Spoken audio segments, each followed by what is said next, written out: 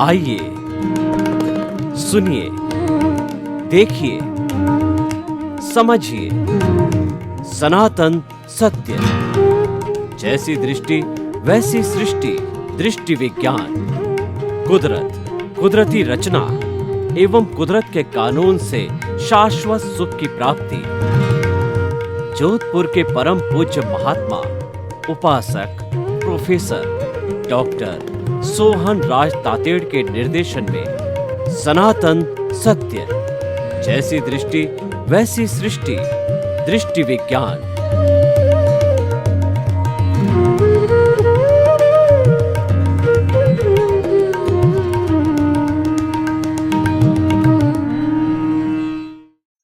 ओम शांति प्रभो, जय शांति प्रभो, पार्श्वनाथ महावीर प्रभो।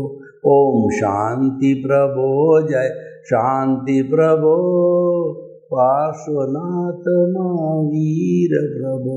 ओम शांति प्रभो, जय शांति प्रभो, पार्श्वनाथ महावीर प्रभो। हे मेरे भीतर विराजमान शुद्ध आत्मा भगवान, आप मुझे ऐसी शक्ति दो, जागृति दो कि मैं किसी के दोष नहीं देखूं, मेरे मन में किसी के प्रति बुरे भाव नहीं आवे और मैं किसी के मेरे द्वारा किसी को दुख न हो। मेरा राग द्वेष हर क्षण घटता रहे, मेरा संभाव हर क्षण बढ़ता रहे और मैं किसी के प्रति अभिप्राय और ओपिनियन नहीं दूँ। हर जन्म में मेरे को मुक्ति के कर्म मिले और हर जन्म में मेरे को ज्ञानी पुरुष सद्गुरु मिले। ऐसी कृपा करो, जागृति दो, शक्ति दो। भाई और बहनों, मातृशक्ति को नमो। आज का हमारा बहुत सुंदर विषय संयम खलु जीवनम। संयम ही जीवन है। आप मुझे कहो कि भारतीय संस्कृति में से एक ऐसे शब्द को निकाल करके आप हमको दो कि उस पर हम मंथन करें, उस पर हम मनन करें, उसके ऊपर जीवन यापन करें, तो मैं आपको कहना चाहूँगा वो सबसे सुंदर विषय, वो सबसे सुंदर साधना पद्धति, वो सबसे सुंदर वो लाइफ स्टाइल, सबसे सुंदर art of the living, science of the living, way of the living है, वो है संयम। खाने का संयम, पीने का संयम, उठने का संयम, बैठने का संयम, हर चीज का संयम। भगवान महावीर को उनके नव दीक्षित शिष्यों ने भगवान से कहा कि भगवान हम अज्ञानी हैं, आपने हमको दीक्षित तो कर दिया, अब कुछ ऐसे सूत्र दो कि हम अपने कर्मों को खपाते खपाते जिस पर्पस से हमने दीक्षा ग्रहण की है मुक्ति को प्राप्त हो। तो भगवान ने उनको जो है एक सूत्र दिया, जयंग चरे जयंग चिट्ठे जयंग मासे जयंग सरे सये भोजन तो वासन तो पाव खमंग बंदई। यानी कि आप खाते समय, पीते समय, उठते समय, बैठते समय जो है आप जो है वो सब चीज के अंदर सावधानी रखो। सावधानी पूर्वक ये करते रहोगे तो निश्चित तौर पे जयना पूर्वक करने से आपके नए कर्मों का बंधन नहीं होगा। ये जागरूकता का सूत्र दिया। ये जागरूकता अति संयम से, संयम सावधानी वो एक ही बात है। और विवेके धम्ममाइये ऐसा बताया गया है कॉमन सेंस की दृष्टि से कि विवेक ही धर्म है। यानी आपको जीवन की हर पद्धति के अंदर विवेक रखते हो तो इससे बड़ा धर्म क्या हो सकता है। विवेक की बात करूं तो विवेक का संबंध हमारे इंट्यूशन के अंदर है। मैं आपको बताना चाहता हूँ पुरानी जो माता हैं, दादी हैं और हमारे जो पुराने पुरुष थे, तो उन लोगों को इतनी शिक्षा लेने का कोई अवसर ही नहीं मिला, क्योंकि पुराने जमाने में स्कूलें नहीं थी, लेकिन फिर भी 10-10, 12-12 बच्चों का वो अच्छा पालन पोषण करते, आर्थिक दृष्टि से सुदृढ़ बनाते और सबको अच्छे संस्कार दे करके उनकी संतान आज एक से एक बढ़ कर के है, सुसंस्कारी है। ऐसा क्यों होता है? इसका कारण ये है कि वो लोग विवेक के स्तर पर काम करते हैं, वो लोग इंट्यूशनल है, वो भीतरी जगत में जाते हैं। और हम लोग जो शिक्षित हैं, जो बहुत शिक्षा ग्रहण कर दी, तो हम अपने गुरूर में रहते हैं कि हम तो विद्वान हैं, हम सब जानते हैं। हम बुद्धि के लेवल पर काम करते हैं। जो बुद्धि है ये हमको भटकाती है, ये नफ़ा नुकसान बताती है और ये लाइक डिसलाइक बताती है कि इसको लाइक करो, इसको डिसलाइक करो, इसको रखो, इसको हटाओ। यानी वो भेदभाव करती है, संसार में घुमाती है। लेकिन जब हम प्रज्ञा के जगत में जाते हैं, इंट्यूशन के जगत में जाते हैं, तो मोक्ष की जो कहना चाहिए वो मोक्ष की रिप्रेजेंटेटिव होती है, तो वो हमेशा हमको अच्छी राय देती, गलत राय कभी भी नहीं देती है। वह तो एक ही बात कहेगी कि तुम जो है ज्ञान तुम्हारे को प्राप्त है, उस ज्ञान की एप्लीकेशन आप जो विवेक के साथ में संजोगों में करो, तो यह बात बताती है। तो वही काम हमारे पूर्व किया करते थे, क्योंकि वो इंट्यूशनल है। इंट्यूशन में जाने वाला, चाहे भगवान महावीर जाए, चाहे राम कृष्ण जाए, चाहे राम जाए, कृष्ण जाए, या जो है कोई भी उस दायरे में जाए, चाहे जो है साधु सन्यासी गुरु नानक जाए और रामकृष्ण परमहंस जाए, सबको एक सा सत्य मिलता है। क्योंकि वो भीतरी जगत के अंदर तो वाइब्रेशंस है, वहाँ पर शुभ अशुभ लेशाएं होती है। जैसा जैसा हमारा उदय और प्रारब्ध होता है, उसी के अनुरूप जो हमको वह जो है वो दर्शन मिलता है पूरा। तो उसमें भेदभाव नहीं होता है, क्योंकि भेद होता है ये शब्दों के द्वारा होता है, और शब्दों की सीमा बुद्धि के लेवल तक की वो भीतरी जगत इंट्यूशन में। प्रज्ञा का जगत भीतर का जगत है। प्रज्ञा जो है आत्मा की भाव सत्ता है, उसके तक व्यक्ति नहीं जाता, उसका भावनात्मक विकास नहीं होता, इसलिए सारी समस्या आती है। तो संयम खलु जीवनम जो है यह एक बहुत अच्छा सूत्र है, और इस सूत्र को व्यक्ति जरूरी नहीं कि वो संन्यास ले। जो संन्यास लेने वाला, अगर मान लो जे कम में सूरा से धम में सूरा, जो कर्मवीर होते हैं वही धर्मवीर होते हैं, तो ऐसे जो है बहुत वीर वाले व्यक्ति भी होते हैं, जो कि जो कहना चाहिए कि वो 5 महाव्रती भी हो सकते हैं और जीवन पर्यंत 5 महाव्रतों का पालन करके वो पूर्ण अहिंसक भी बन सकते। कठिन कार्य है, लेकिन एक साधारण हाउस होल्ड का अणुव्रती व्यक्ति भी मुक्ति को प्राप्त हो सकता है। उसको भी संयम का पाठ वो पढ़ सकता, पढ़ना चाहिए। संयम के पाठ के अंदर क्या है कि हमको सबसे बड़ा ये ध्यान रखना होता है कि हमारे द्वारा किसी को दुख न हो, कष्ट न पहुँचे, और हमारे मन में किसी के प्रति बुरे भाव नहीं आना चाहिए। हमको दोष किसी के नहीं देखने हैं, क्योंकि दूसरे के दोष देखने से हमको लाभ क्या होने वाला है, जबकि हमारे भीतर तो दोषों का भंडार है। अगर हम उसको देखते जाएंगे उसकी शुद्धि होगी और हमारी अज्ञानता मिटेगी। अज्ञानता क्या है? अज्ञानता तो दोष ही है। कार्बन शरीर क्या है? यही तो दोष है। जब हम उसको देखते जाएंगे तो मिटता जाएगा। आपके दोषों को आप देखोगे, दोष मिटते जाएंगे। इसका मतलब ये है कि हमारे अज्ञानता के कर्म शरीर का विलय हो रहा है।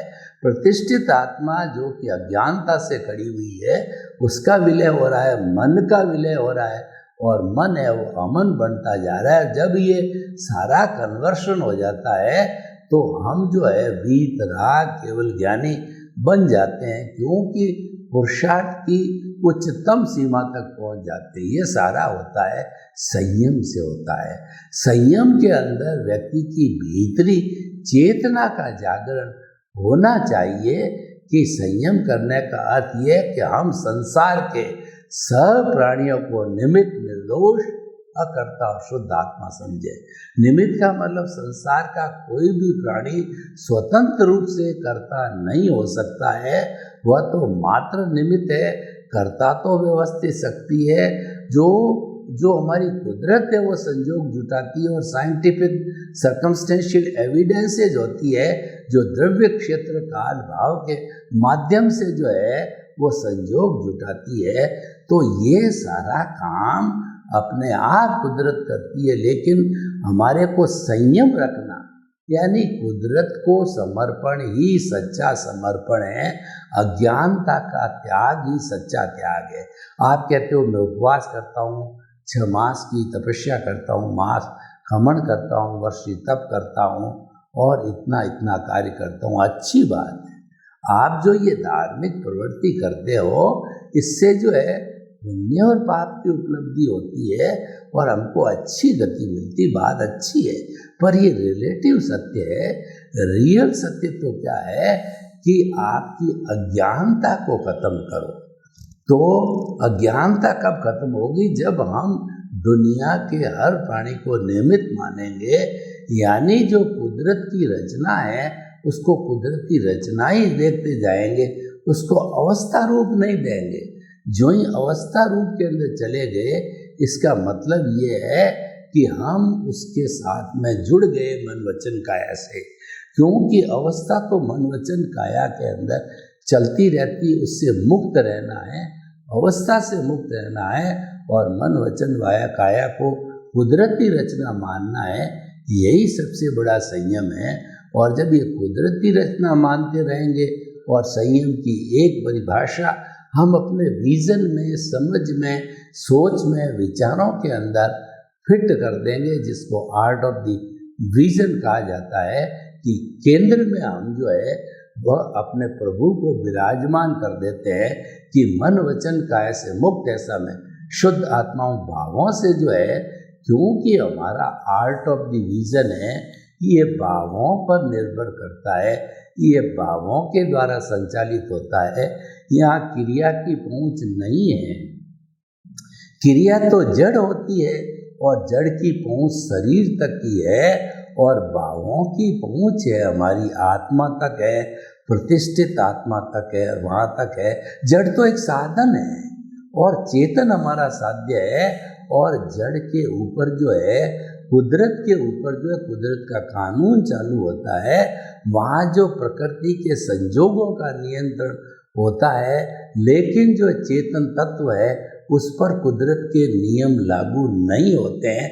वो स्वयं स्वतंत्र है, वो सब अपना अपना अपना नियम बनाता है। तो आप हमेशा चेतन के पाले में रहोगे तो आप संयम के पाले में हैं, क्योंकि मन वचन काया तो ये भुगतान है, ये तो हमारे पिछले जन्म के कर्म के भुगतान के लिए मिला है। और जब 4 घाती और 4 अघाती कर्मों का जो विलय हुआ, तो ये मन वचन काया जो है वह आयुष्य के अधीन समाप्त होकर के उसको जला दिया जाता है। तो भाइयों और बहनों, मैं आपको बताना चाहता हूँ कि संयम खलु जीवनम एक बहुत अच्छा सूत्र है, और संयम ही जीवन है। जब हम इसको मानते हैं, जब इसकी हम एप्लीकेशन करते हैं जीवन के हर व्यवहार के अंदर, तो हमको कोई समस्या नहीं आती है, क्योंकि वह अपने आप में एक समाधान है। संयम का जीवन जीना अपने आप में एक समाधान है, क्योंकि संयम का जीने वाला व्यक्ति जो है वो ऑनरशिप और डूअरशिप से अलग रहेगा, वो ब्लेम और क्लेम से अलग रहेगा। 2 बातें साथ नहीं हो सकती कि संयम का जीवन भी है और ऑनरशिप डूअरशिप भी है, और ब्लेम और क्लेम भी ऐसा हो नहीं सकता है, क्योंकि ये दोनों अलग अलग दिशाएं हैं। तो हमारे को तो संयम खलु जीवनी की दिशा में चलना है, क्योंकि संयम को अगर हमने जीवन में धारण किया है तो निश्चित रूप से हमारे को मुक्ति मिलने में ज़्यादा देरी नहीं है, क्योंकि संयम का पालन करने से हमारी प्रज्ञा जागृत होती है, हमारी इंट्यूशन जागृत होती है, और इंट्यूशन की जागृति होने से जो है हमारा सम्यक ज्ञान दर्शन है वह और मजबूत बनता है, उसका डेवलपमेंट होता है।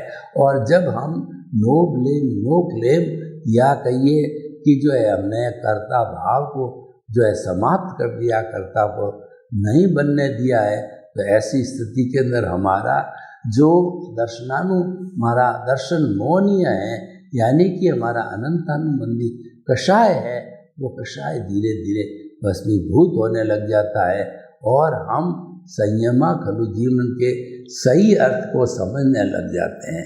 संयम खलु जीवन का अर्थ का जो इसका जो है सबसे बड़ा अर्थ का मुख्य कारण ये है कि ये हमें जीवन में एक दिशा देता है, यह एक लाइफ स्टाइल है, यह एक साधना पद्धति है।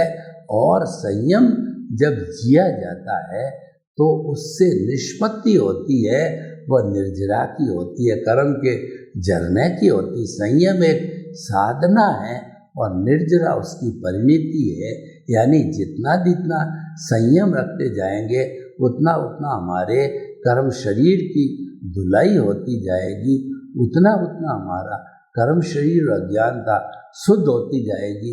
और जब ये शुद्धिकरण की प्रक्रिया चालू हो जाती है और ये शुद्धिकरण पूरा 360 डिग्री तक चला जाता है, इसका मतलब ये है कि हमने जो है वो आत्मा के स्पष्ट वेदन के करीब पहुंच गए हैं।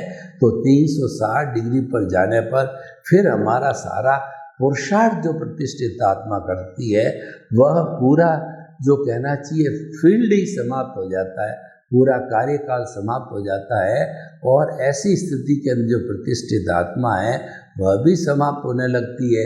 मन जो कर्मों का बंधन करने वाला है वो मन भी अमन बनने चला जाता है और हम जो है सही दिशा में आगे चल करके शाश्वत सुख को जो है प्राप्त करने वाले बन जाते हैं। तो भाई और बहनों, हम आपको ये बताना चाहते हैं कि संयम का जीवन के अंदर बहुत बड़ा रोल है। आप देखिए जो साधु सन्यासी होते हैं, सही मायने में जो कंचन कामिनी को छोड़े हुए होते हैं, वो लोग जो है वो उनका बहुत बड़ा रेस्पेक्ट है, उनको खुद को फील होता है कि हमने संयम लेकर के जीवन के अंदर एक उपलब्धि हासिल की है। क्योंकि सामान्य व्यक्ति तो गृहस्थी होता है, शादी होता है, बच्चे होते हैं, कमाता है और फिर वो एक दिन चला जाता है, ये तो नॉर्मल लाइफ है जो हर व्यक्ति करता है। लेकिन जो है प्रतिशोध में बहने का अर्थ ये है कि दुनिया जिस दिशा के अंदर नहीं चल के उसकी रिवर्स दिशा में जो चलता है, जो संयमी जीव होता है, वह संयमी जीव अपने जीवन को धन्य कर देता है। और संयम भी उसी को आता है जो कि पुण्य से जुड़ा हुआ होता है। हर एक के बस की बात नहीं है, लेकिन कुल मिलाकर के हम आपको ये कहना चाहते हैं कि संयम खलु जीवन है, ये शाश्वत सत्य है। और संयम का जो संबंध है, अगर हम दृष्टि से जोड़ते हैं, हमारे आर्ट ऑफ द विजन से जोड़ते हैं, तो इसका बहुत बड़ा महत्व हो जाता है और ये व्यक्ति में बहुत बड़ा परिवर्तन ला सकता है। क्योंकि संयम को अगर हमने जो है मन वचन काया से जोड़ा, यानी कि हमने संन्यास लिया और मन का नियंत्रण किया, वचन का नियंत्रण किया और काया का नियंत्रण किया, तो हमारा आर्ट ऑफ द विजन है वो दृष्टि को बदलने की बात नहीं करता है, सृष्टि को बदलने की बात करता है। सुधार जो है मन वचन काया को करने की बात नहीं करता है, लेकिन जो मन वचन काया जो है उसको नियंत्रण और संयम में रखने की बात करता है। उसको दृष्टि विज्ञान आर्ट ऑफ द विजन कहा जाता है कि सही दिशा कौन सी है, हमको सही दिशा मिलती है। हमारा जो है कहना चाहिए रॉन्ग बिलीफ समाप्त हो जाती है। हमारी जो रॉन्ग बिलीफ है वो मिथ्या ज्ञान, मिथ्या दर्शन है, जो कि हमारा जो दर्शन मौनी है वो अनंतानुबंधी कषाय है, उसको जो ज्ञानी पुरुष या सद्गुरु आता है वो भस्मीभूत करता है और हमको ज्ञान देता है। उस ज्ञान की कृपा से हमारे जीवन में वैराग्य आता है, संयम आता है, और वो संयम आने पर वह जो काम जो है वो जो सम्यक ज्ञान और दर्शन के इम्प्रूवमेंट की बात करता है। तो अतः हम ये कहना चाहते हैं कि जो हमारा ये जो एपिसोड है वह एपिसोड संयम खलु जीवन एक बहुत सुंदर विषय है। इस सुंदर विषय पर घंटों घंटों तक चर्चा की जा सकती है कि व्यक्ति जो है बाह्य जगत का भी संयम कर सकता है, भीतरी जगत का भी संयम कर सकता है। इसलिए भगवान ने तप के 12 भेद बताए। 6 भेद बाहर के है, अनशन, उनोदरी, भिक्षाचरी, रस परित्याग, काय कलेश और प्रतिसलीनता। ये कुल धर्म से जुड़े हुए हैं, ये रिलेटिव सत्य से जुड़े हुए हैं। और हर रिलेटिव सत्य होता है, रिलेटिव ज्ञान होता है, वह अज्ञान का स्वरूप होता है। और जो विज्ञान होता है वह सिद्धांतों पर आधारित होता है, वह अवस्था पर आधारित नहीं होता है। और जो मन वचन काया अवस्था पर आधारित होने के कारण ये हर क्षण हर वस्तु बदलती रहती है। और इस बदलाव को अगर हम कुदरती रचना मानते हैं तो हमको मान करके चलिए कि हम जो है उसको कुदरती रचना मान करके और अपना बहुत अच्छा सम्यक ज्ञान दर्शन का डेवलपमेंट करके सिद्ध बुद्ध हो सकते। ये मान करके चलिए कि आप सिद्ध और मुक्त कब होंगे, जब सम्यक ज्ञान सम्यक दर्शन को अधिक से अधिक प्रमोट करो। और वो अधिक से अधिक का प्रमोशन कब होगा कि सबसे पहले व्यक्ति तो जो है ऑनरशिप डूअरशिप से अलग होगा, यानी उसके परमानेंट चौकड़ी लगा देगा कि इस रास्ते नहीं जाना, या डेंजर है। जब वो चौकड़ी लग जाती है तो दर्शन मोहनीय काफ़ी हद तक ढीला पड़ जाता है। फिर ज्ञानावर्णीय दर्शनावर्णीय है, इनको दूर करने के लिए सम्यक ज्ञान सम्यक दर्शन का हम सहारा लेते हैं। तो ये जो सहारा होता है सम्यक ज्ञान और सम्यक दर्शन की एक्टिविटी करने का, ये संयम के ऊपर आधारित होता है। जो संयमशील होता है वो अच्छा सम्यक ज्ञान और अच्छा सम्यक दर्शन का उपयोग कर सकता है। और जब उपयोग किया जाए तो निश्चित तौर से जो हमारे जो कहना चाहिए कि हमारा जो मेन जो है जिसके ऊपर ये हमारा चल रहा है तो वो हमारा नियंत्रण होने लग जाता है। यानी कि हमारा जो संयम खलु जीवनम के साथ साथ के अंदर हमारी वे ऑफ द लिविंग है वह बदल जाती है। हम अकर्ता बन जाते हैं, निमित्त निर्दोष अकर्ता और शुद्ध आत्मा स्वरूप के अंदर देखने लग जाते हैं। तो हमारे जीवन के अंदर सम्यक ज्ञान और दर्शन का डेवलपमेंट होता रहता है। सम्यक और ज्ञान और दर्शन के डेवलपमेंट के लिए हमको वर्तमान के संयोग चाहिए, वर्तमान का ज्ञान दर्शन चाहिए, हमारा इंटेंशन चाहिए, हमारा इंटरेस्ट चाहिए। जब ये सारी चीज़ें हो जाती है, जब हम इसको करने लग जाते हैं, केवल कुदरती रचना देखने लग जाते हैं, मन वचन काया तथा उससे जुड़ी हुई हर अवस्था मात्र कुदरती रचना है जो कि टेम्परेरी है, जो कि नाशवान है, वो आती है और जाती। की अवस्था का तो काम यही है, आना और जाना। अवस्था तो परमानेंट है ही नहीं है, तो वो टिकी भी नहीं रह सकती, तो आती रहती है जाती रहती है। और कुछ जो है ऐसी अवस्थाएं होती है जो कि अपना पद चिन्ह भी छोड़ जाती है। वो पद चिन्ह जो छोड़ करके है वो जब जाती है तो उसको भी हमें समझना जरूरी होता है।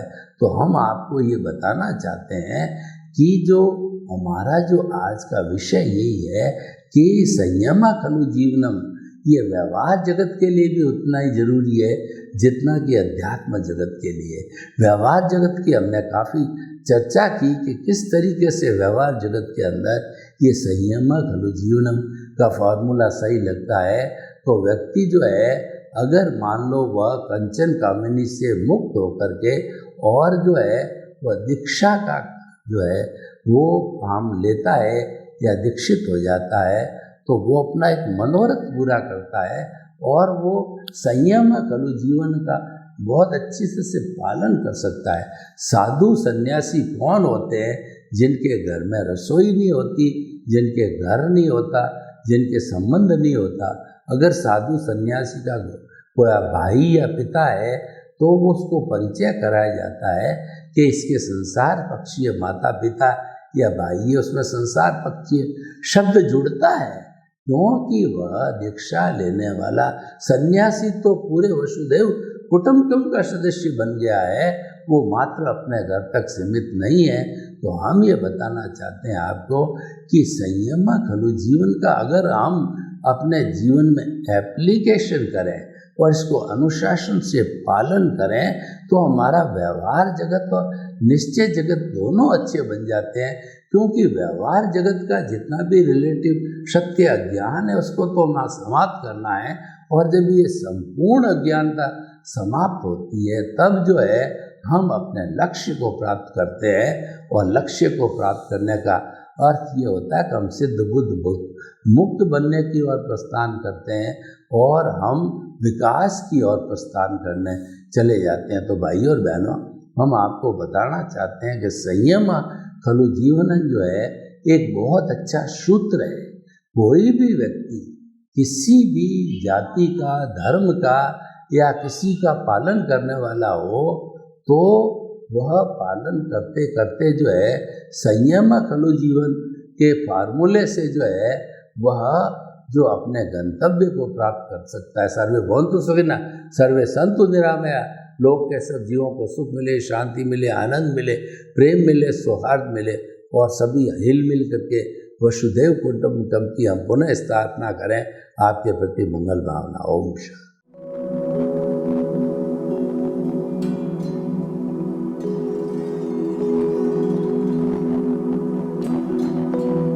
एक ऐसा अंतर्राष्ट्रीय ख्याति प्राप्त मानव जो गुरु प्रेरणा से पिछले 20 वर्षों से वानप्रस्थ जीवन जीते हुए 24 घंटे मानवता की सेवा में संलग्न है।